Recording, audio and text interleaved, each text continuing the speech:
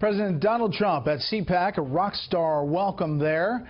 And he spent a lot of time talking about, as he does, the media and, quote, fake news. Late in the afternoon, White House Press Secretary Sean Spicer had an on-the-record, off-camera gaggle, it's called, for not only the press pool, but what he called an expanded pool. He did not include some networks and some organizations, and that caused quite a kerfuffle this afternoon.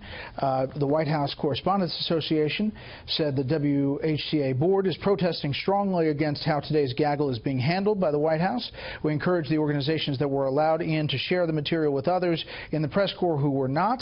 The board will be discussing this further with White House staff. Fox joined the complaint in the pool to the White House staff as well, but the material was accessible. It was put out by the press pool. A little arcane, but let's bring in our panel. Byron York, chief political correspondent of Washington Examiner; Charles Lane, opinion writer for the Washington Post; and syndicated columnist Charles Krauthammer. All right, Byron, I want to get to the overall message that President Trump continues to hit on here, and the specifics of this gaggle and why it caused a lot of people to question access. Well, I think you were right when you called it a little arcane. I think that's probably true. I think the first thing you should say is that all of us as journalists should be in favor of as much access for everybody as possible. That said, I don't think this was the worst thing in the world. The White House has had briefings for limited numbers of journalists for quite a while. And as you point out, not only did they get a pool report, people who were not personally there, not only did they get a pool report, they got a recording of the whole thing. My guess is you won't see it again, and if the White House wants to kind of stick it to some news organizations, they'll find more subtle ways to do it. But I think really the bottom line is we should be in favor of more access for everybody. And that's the key, the access. I guess on a day when the president's out at CPAC, Chuck, saying that he's going to do something about it, and then this happens, this expanded pool that excludes the Washington Post, the New York Times, Time, others, CNN, that kind of sent a message that sent off alarm bells. Yeah, denial of access wasn't random here. It was obviously selective and targeted at various media that have been sort of, on his blacklist for some time. And he's been complaining about them specifically and calling them fake news. I have to say that what struck me about his remarks, though, was there was a hint of defensiveness in it for the first time.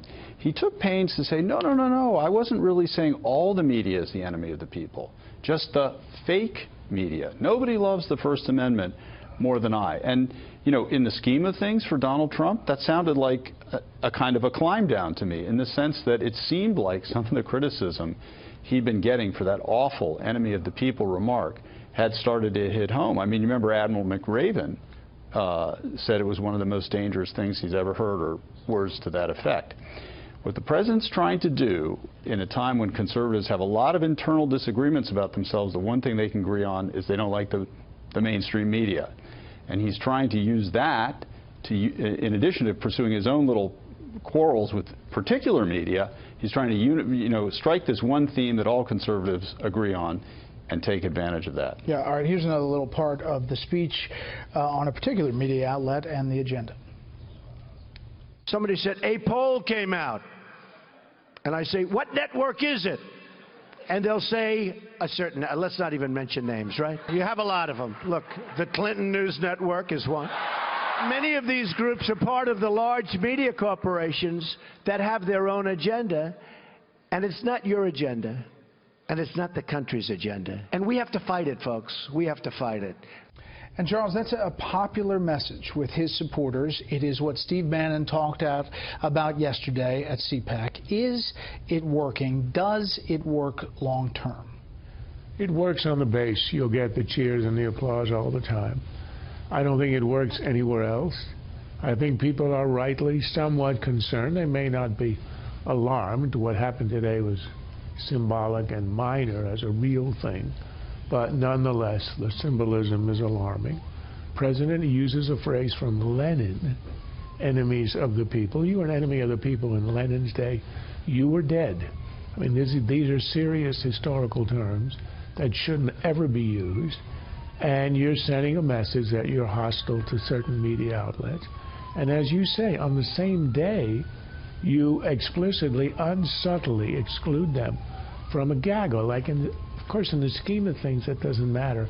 But I'm glad to see that Fox joined with all the others, we being a favored outlet for Trump, remembering that when Obama excluded Fox from access to an official way back when, everyone rallied around us and said, if you don't include them, we're not going to be there. It's the only way to do it. You can't, the press can't allow itself to be bullied, and I'm glad it's not. Yeah, but I can hear middle America in my head. I can hear them say, God, they're obsessing about this White House gaggle, and their heads are exploding about the words that he's using. I can hear it. I can hear it on social media. It's important, though.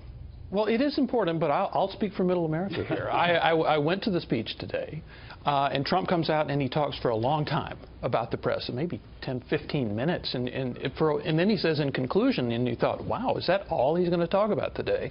And then he delivered a very long speech, the speech that you thought he would give about his agenda, talking about what he has already done, what he plans to do. I counted a dozen bullet points from it: border security, violent crime, TPP, Obamacare, Keystone regulations, lots and lots of stuff. So in an alternate universe, you could cover the, say, 2/3 of Trump's speech that was about his actual agenda. I should point out, the Post was included.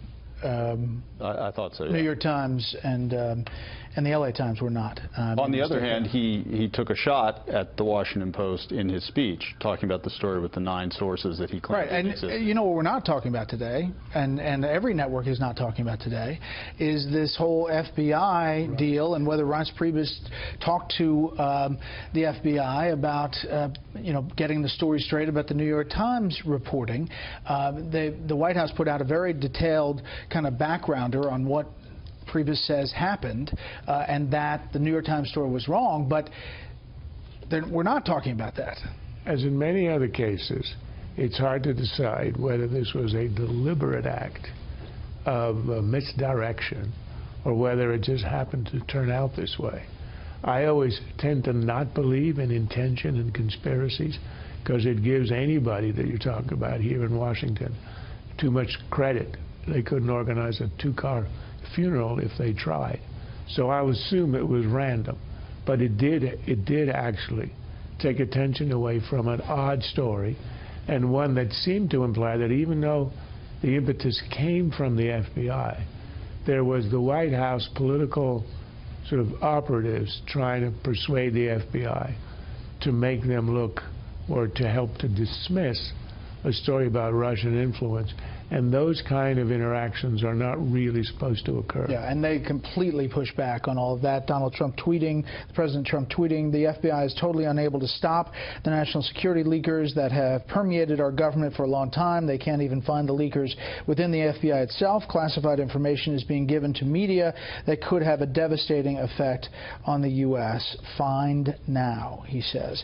But to your point, Byron, he did go on to talk about the travel ban that's coming up, the executive order next week, as well as repeal and replace Obamacare that House Speaker John Boehner says is not going to happen. Yep. There was substance in there. Yeah, and here was the important thing about the speech in that room with conservatives and CPAC. It was very well received. It was not blow the roof off well received, but it was well received. And the people who love Trump, they loved all of it. But the people who really didn't love Trump, and there were a lot of them who had supported Ted Cruz in the primaries, most of them had come around to support Trump, some of them not completely. They loved parts of it. They loved the part about regulation, cutting regulation. They loved the part about tax reform, about increasing military spending. And they love the part that CPAC is meeting without a President Hillary Clinton. Exactly. And the other president came, in his first year, came to CPAC, which hasn't happened in a very long time. Next up.